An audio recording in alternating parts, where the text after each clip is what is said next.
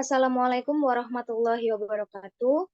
Yang terhormat Profesor Dr. Lindriana Sari, MSI AKTCA, dan Dr. Liza Alfia SE, MSc AKTCA, selaku dosen pengampu pada mata kuliah Akuntansi Keberlanjutan A. Pada kesempatan kali ini, kelompok 4 akan mempresentasikan hasil kajian komprehensif atas akuntansi lingkungan pada perusahaan PT Tunas Baru Lampung Tbk. Sebelumnya, izinkan saya untuk memperkenalkan anggota kelompok. Yang pertama ada Nadia Zafira, yang kedua ada Galuh Anggraini, Nabila Anggraini, Ayah Sakinah, Salsabila Murtaja, Khotibah, dan Zahra Rabiul Awali.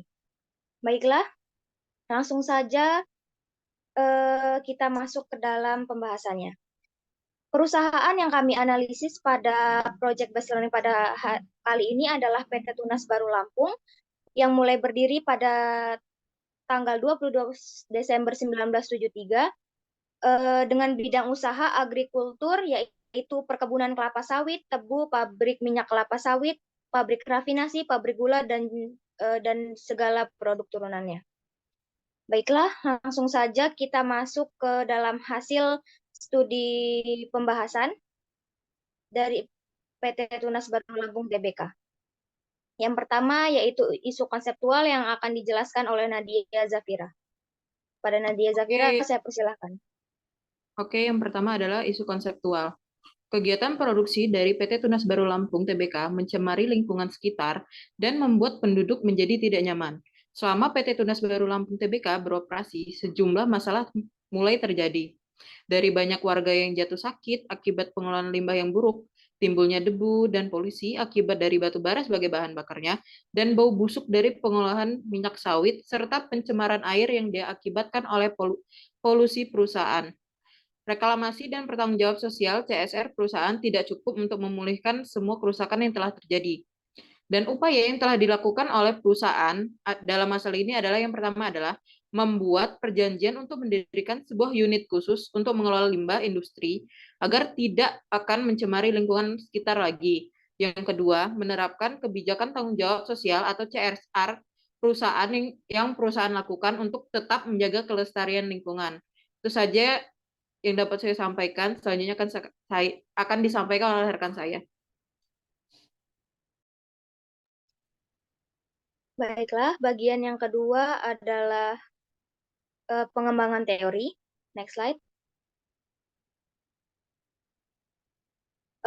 Pada analisis kali ini berfokus pada akuntansi lingkungan, yang mana akuntansi lingkungan merupakan pedoman yang bertujuan untuk mencapai pembangunan berkelanjutan, memelihara hubungan yang baik dengan masyarakat, dan mengejar kegiatan konservasi lingkungan yang efektif dan efisien. Nah, fungsi dari akuntansi lingkungan ini ada dua, yaitu fungsi internal dan juga eksternal.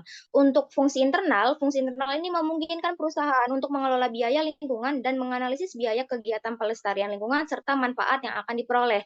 Sedangkan fungsi eksternal memungkinkan perusahaan untuk memengaruhi pengambilan keputusan para pemangku kepentingan seperti pelanggan, investor, dan juga masyarakat setempat. Selanjutnya ada elemen struktural dari akuntansi lingkungan. Elemen struktural yang terdapat di dalam akuntansi lingkungan dengan tujuan untuk mencapai dua jenis manfaat yang diperoleh dari biaya kegiatan pelestarian lingkungan selama kegiatan bisnis adalah sebagai berikut. Ada biaya pelestarian lingkungan. Biaya pelestarian lingkungan ini dikategorikan dalam beberapa biaya, yaitu biaya area bisnis, biaya hulu atau hilir, biaya administrasi, biaya R&D, biaya kegiatan sosial, biaya perbaikan lingkungan, dan juga biaya lainnya. Selanjutnya ada manfaat pelestarian lingkungan. Manfaat yang dihasilkan dari pencegahan, pengurangan, penghindaran, dan penghilangan dampak negatif lingkungan, serta pemulihan setelah terjadinya bencana atau kegiatan lainnya. Dan yang ketiga ada manfaat ekonomi terkait dengan kegiatan pelestarian lingkungan. Manfaat ekonomi terkait dengan kegiatan pelestarian lingkungan dibagi menjadi dua, yaitu ada manfaat aktual dan manfaat yang diperkirakan.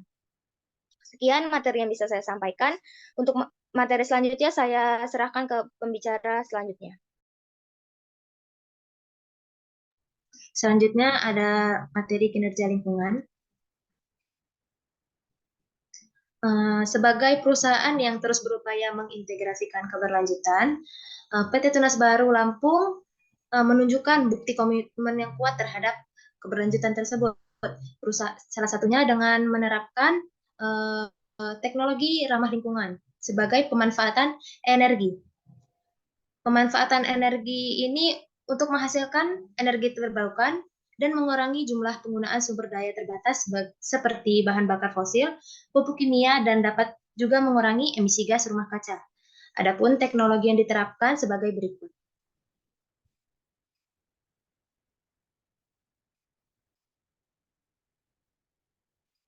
Yang pertama adalah metana capture. Teknologi ini memanfaatkan limbah cair kelapa atau palm oil effluent yang menghasilkan gas metan untuk dimanfaatkan sebagai energi alternatif. Permisalannya, pabrik kelapa sawit dengan kapasitas olah TBS-nya 60 ton per jam dengan masa kerja 16 jam per hari dapat diperkirakan mengolah 960 ton per hari emisi karbon yang dapat diselamatkan. Yang kedua ada PKS atau pabrik kompos sawit. Teknologi ini digunakan dengan tujuan zero waste, yang berarti semua limbah di pabrik kompos sawit ini terolah tanpa menyisakan limbah yang dibuang ke lingkungan. Pada PT Tunas Baru Lampung menggunakan 23% dari TBS ini limbah pabrik yang dihasilkan oleh PT Tunas Baru Lampung adalah 23% dari tandan buah segar. Yang mana pada 23% tersebut ada komponen selulosa, hemiselulosa, lignin yang dapat mencemarkan lingkungan. Selanjutnya akan dijelaskan oleh rekan saya.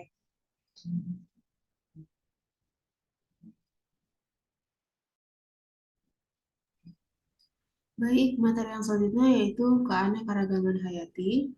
Nah, sebagai perusahaan agrikultur yang membuka lahan dalam kegiatan operasionalnya, PT Tunas Baru Lampung pastinya memiliki tugas untuk menjaga kelestarian keanekaragaman hayati tanaman bagi habitat ekosistem dan flora fauna yang berada di sekitar area operasional. Nah, PT Tunas Baru Lampung menerapkan prinsip bisnis perkebunan yang berkelanjutan yaitu dengan cara membatasi pembukaan areal yang sudah ditandai dengan High Conservation Value atau HCV. Nah, area HCV sendiri didefinisikan sebagai habitat alami yang memiliki nilai-nilai konservasi yang dianggap penting oleh masyarakat setempat. Hal ini mencakup kehadiran spesies langka atau epidemik, situs sakral, atau sumber daya yang dipanen oleh penduduk setempat. Entitas juga terus melakukan pengawasan dan pemantauan vegetasi alami yang ada di daerah HCV tersebut dengan menggunakan analisa sampel vegetasi, menjaga kawasan konservasi dengan tindakan preventif, dan melakukan monitoring flora alami yang ada di area HCV. Nah, dalam upaya pelestarian keanekaragaman hayati, selain melakukan hal-hal yang sudah disebutkan tadi, entitas juga melakukan teknik zero burning replanting dan manajemen pengendalian hama terpadu. Pada zero burning replanting, perusahaan itu melarang keras pembukaan lahan dan penanaman kembali dengan cara membakar. Teknik penanaman kembali tanpa membakar selain berkaitan dengan komitmen pada pelestarian lingkungan, hal ini juga merupakan salah satu wujud praktik perkebunan yang ramah lingkungan. Penerapan teknik zero burning replanting memungkinkan terjadinya pengembalian kembali bahan organik ke dalam tanah yang mampu membantu untuk melestarikan serta meningkatkan kesuburan kandungan unsur hara tanah. Sedangkan untuk pengendalian hama terpadu, sejak awal perseroan memang telah menetapkan sistem tersebut. Sistem ini didesain untuk menurunkan penggunaan pestisida dan insektisida kimia dengan mengedepankan metode organik dan biologis. Beberapa contoh praktik pengendalian hama biologis adalah sebagai berikut. Yang pertama yaitu pengendalian hama dengan menggunakan musuh alami, contohnya seperti burung Tito alba, di mana burung ini adalah sejenis burung hantu dan predator alami lainnya untuk mengendalikan hama tikus. Lalu yang kedua itu ada penanaman beneficial weeds atau gulma bermanfaat yang bertujuan untuk menciptakan lingkungan yang sesuai bagi musuh alami. Lalu yang terakhir yaitu penanaman cover crop yang bertujuan untuk menekan pertumbuhan gulma dan membantu menyuburkan tanah. Contohnya, penanaman Mucuna bractita. Materi selanjutnya akan disampaikan oleh rekan saya.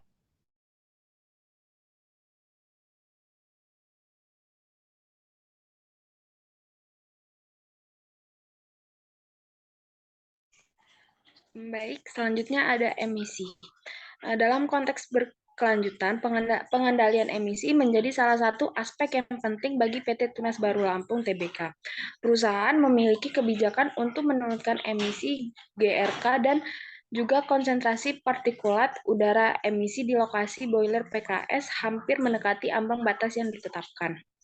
Jika kondisi tersebut dibiarkan terus tanpa adanya pengolahan kualitas udara emisi yang baik, maka besar kemungkinannya partikulat dalam udara emisi di daerah kajian ini akan semakin meningkat, bahkan dapat melebihi batas maksimal baku mutu lingkungan yang ditetapkan pemerintah. Sekian materi yang saya sampaikan. Materi selanjutnya akan disampaikan oleh rekan saya.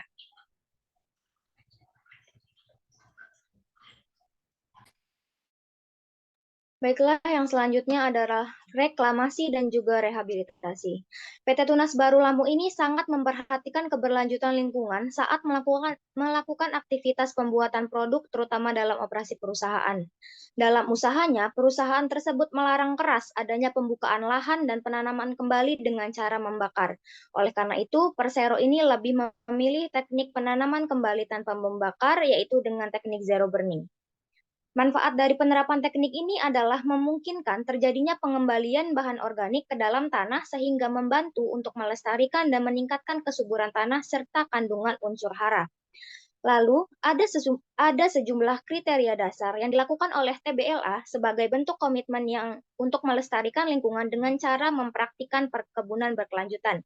Yang pertama ada mempertahankan vegetasi alami di lereng bukit lebih dari 25%, yang tujuannya adalah untuk melestarikan keanekaragaman hayati. Yang kedua ada mempertahankan cadangan riparian untuk meminimalkan erosi.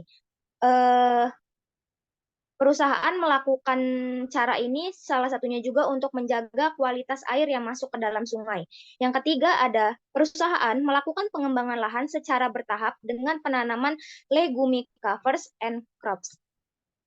Cara ini digunakan untuk mengurangi erosi tanah serta memperbaiki sifat kimia yang ada di dalam tanah. Selanjutnya, perusahaan juga memberlakukan kebijakan penanaman cover crop, dan yang terakhir, Persero telah mematuhi semua peraturan yang ada, terutama Surat Keputusan Direktur Jenderal Perkebunan Nomor 38/KB 110/SK/DJ Bun /05.85 mengenai petunjuk teknis pembukaan lahan tanpa pembakaran untuk pengembangan perkebunan, yaitu dengan cara menerapkan teknik zero burning. Sekian yang dapat saya sampaikan. Materi selanjutnya akan disampaikan oleh rekan.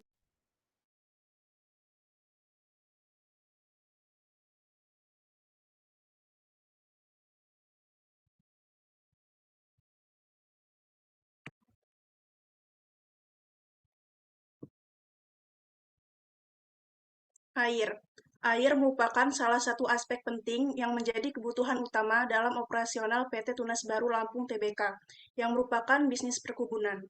Perseroan berkomitmen penuh untuk menjaga kelestarian cadangan sumber daya air, baik cadangan air bawah tanah maupun sungai dengan cara: 1. Menjaga kelestarian kawasan konservasi tinggi, High Conservation Value, HCV, juga Water Catchment Area. 2. Melakukan pengkajian untuk penerapan land application. 3. Mengantisipasi penurunan kualitas air dengan menggunakan IPAL, instalasi pengolahan air limbah. Baik, materi selanjutnya akan disampaikan oleh rekan saya.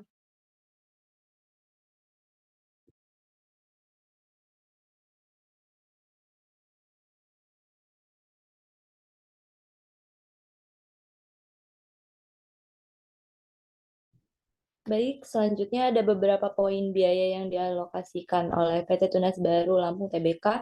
Yang pertama biaya area bisnis yang mencakup pencegahan polusi, konservasi lingkungan global, sirkulasi sumber daya. Yang kedua biaya hulu dan hilir. biaya administrasi, research and development, biaya kegiatan sosial, dan biaya perbaikan lingkungan.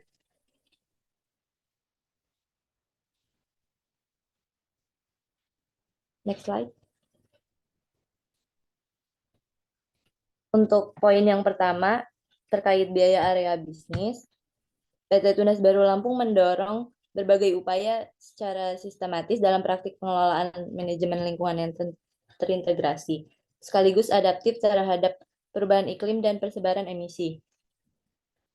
Nah, untuk pencegahan polusinya, Tunas Baru Lampung melakukan pengelolaan dan pemantauan lingkungan, adapun penanaman cover crop untuk mencegah terjadinya kebakaran hutan. Yang kedua, perseroan mempertegas aspek pengelolaan lingkungan dan sosial melalui pelestarian keanekaragaman hayati, biodiversity, konservasi terhadap sumber dan kualitas air. Yang ketiga, Tunas Baru Lampung melarang keras pembukaan lahan dan penanaman kembali dengan cara membakar sebagai salah satu wujud praktik perkebunan yang ramah lingkungan. Nah, penerapan teknologi zero burning replanting memungkinkan terjadinya pengembalian bahan organik ke dalam tanah yang mampu membantu untuk melestarikan, mengembalikan, serta meningkatkan kesuburan, sifat fisik, dan kandungan unsur hara tanah.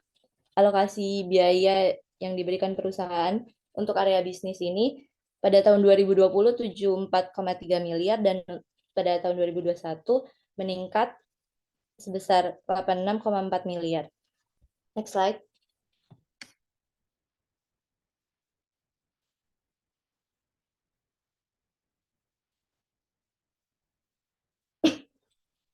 Untuk biaya hulu hilir, perusahaan pemanfaatan limbah cair menjadi listrik dan limbah padat menjadi pupuk yang mengurangi emisi gas rumah kaca. Biaya yang dialokasikan perusahaan di tahun 2020 sebesar 3,6 miliar dan untuk tahun selanjutnya 2021 meningkat menjadi 5,1 miliar. Selanjutnya terkait dengan biaya administrasi, PT Tunas Baru Lampung menyalurkan biaya CSR yang dianggarkan oleh perusahaan untuk program community development guna menjalankan program-program di bidang ekonomi, aspek lingkungan dan sosial, serta konservasi lingkungan. Adapun alokasi untuk praktik kultural yang baik, manajemen lahan, air, limbah, pengendalian hama terpadu, SDM, dan serta program lainnya. Next slide.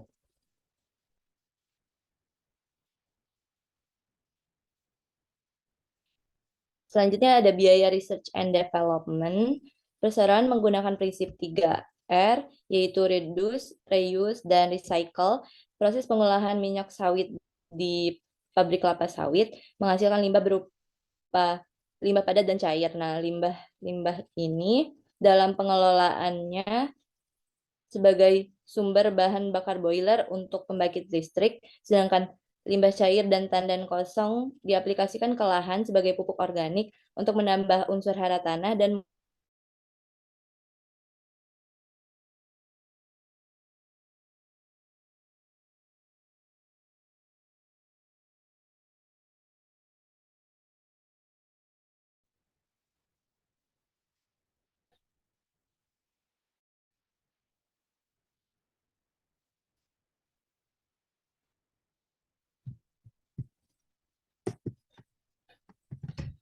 untuk biaya kegiatan sosial, perkebunan kelapa sawit merupakan industri padat karya di mana sumber daya manusia menjadi aset utama perseroan. Nah, peningkatan keahlian dan kompetensi SDM dilakukan secara komprehensif dan melibatkan partisipasi tidak hanya seluruh karyawan, tetapi juga para petani plasma dan masyarakat sekitar perkebunan. Seiring dengan usaha ekspansi perusahaan, peningkatan jumlah dan kompetensi SDM juga terus ditingkatkan melalui pemberdayaan serta pengembangan potensi karyawan dalam jangka pendek hingga jangka panjang. Selanjutnya,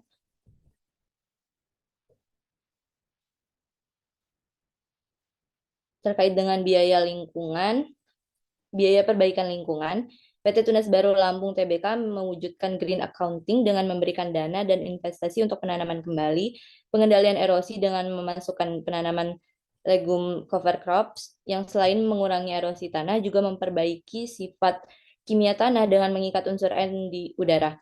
Pemeliharaan tanaman vegetasi alami di lereng bukit lebih dari 25% dan konservasi di water catchment area sebagai antisipasi penurunan kualitas air, khususnya yang disebabkan oleh pembuangan limbah cair dari instalasi pengolahan air limbah ke sungai.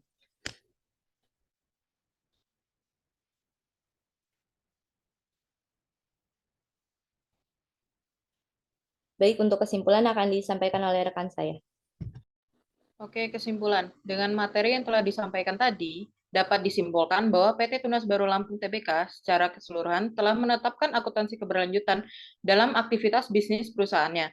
Hasil dari analisis kami menunjukkan bahwa perseroan memiliki hasil kinerja yang sangat baik dalam menerapkan proper akuntansi keberlanjutan. Dan rekomendasi yang dapat kami sampaikan untuk perusahaan adalah diharapkan ke depannya perusahaan dapat menyajikan laporan biaya lingkungan perusahaan dengan lebih rinci atau setara dengan laporan keuangan. Dan masih ada pula beberapa program sebagai bentuk keberlanjutan yang belum dapat ditelusuri biaya penerapannya pada laporan keuangan. Perusahaan juga diharapkan dapat lebih transparan terkait biaya lingkungan yang dilaporkan. Laporan biaya lingkungan ini tentunya sangat bermanfaat bagi para investor dan pihak eksternal lainnya untuk mengambil kesimpulan terkait kinerja lingkungan perusahaan. Itu saja yang dapat saya sampaikan. Saya kembalikan kepada moderator. Baiklah, sekian hasil analisis pembahasan kami mengenai analisis akuntansi lingkungan pada PT Tunas Baru Lampung Tbk. Apabila ada salah-salah kata, kami mohon maaf. Wabillahi taufiq wal hidayah. Wassalamualaikum warahmatullahi wabarakatuh.